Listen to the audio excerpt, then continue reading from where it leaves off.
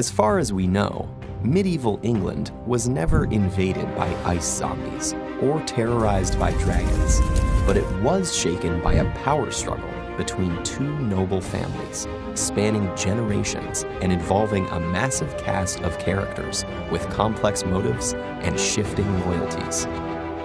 If that sounds familiar, it's because the historical conflicts known as the Wars of the Roses served as the basis for much of the drama in Game of Thrones. The real-life seeds of war were sown by the death of King Edward III in 1377. Edward's oldest son had died before his father, but his 10-year-old son, Richard II, succeeded to the throne ahead of Edward's 3 surviving sons. This skipping of an entire generation left lingering claims to the throne among their various offspring, particularly the Lancasters, descended from Edward's 3rd son, and the Yorks descended from his 4th son. The name of the ensuing wars comes from the symbols associated with the two families, the White Rose of York and the Red Rose of Lancaster. The Lancasters first gained the throne when Richard II was deposed by his cousin Henry IV in 1399.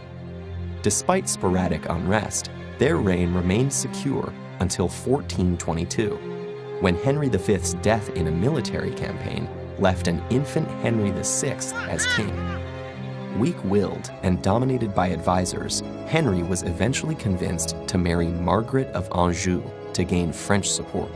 Margaret was beautiful, ambitious, and ruthless in persecuting any threat to her power, and she distrusted Richard of York most of all. York had been the king's close advisor and loyal general, but was increasingly sidelined by the Queen, who promoted her favorite supporters like the Earls of Suffolk and Somerset. York's criticism of their inept handling of the war against France led to his exclusion from court and transfer to Ireland. Meanwhile, mounting military failures and corrupt rule by Margaret and her allies caused widespread discontent. And in the midst of this chaos, Richard of York returned with an army to arrest Somerset and reform the court. Initially unsuccessful, he soon got his chance when he was appointed Protector of the Realm after Henry suffered a mental breakdown. However, less than a year later, Henry suddenly recovered and the Queen convinced him to reverse York's reforms. York fled and raised an army once more. Though he was unable to directly seize the throne, he managed to be reinstated as protector and have himself and his heirs designated to succeed Henry. But instead of a crown, York's head acquired a pike after he was killed in battle with the Queen's loyalists. His young son took up the claim and was crowned Edward IV. Edward enjoyed great military success against the Lancasters. Henry was captured, while Margaret fled into exile with their reportedly cruel son, Edward of Westminster. But the newly crowned king made a tragic political mistake by backing out of his arranged marriage with a French princess to secretly marry the widow of a minor noble. This alienated his most powerful ally, the Earl of Warwick.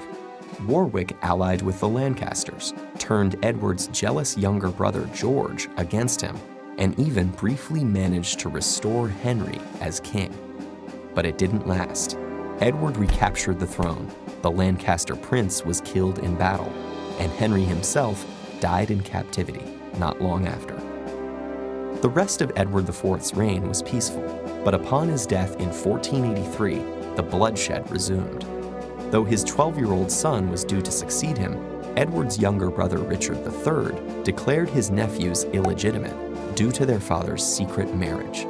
He assumed the regency himself and threw the boys in prison.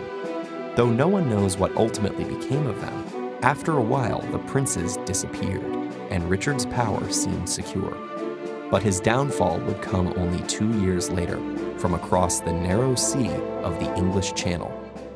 Henry Tudor was a direct descendant of the first Duke of Lancaster, raised in exile after his father's death in a previous rebellion. With Richard III's power grab causing a split in the York faction, Henry won support for his royal claim. Raising an army in France, he crossed the Channel in 1485 and quickly defeated Richard's forces. And by marrying Elizabeth of York, elder sister of the disappeared princes, the newly crowned Henry VII joined the Two Roses, finally ending nearly a century of war. We often think of historical wars as decisive conflicts with clearly defined winners and losers.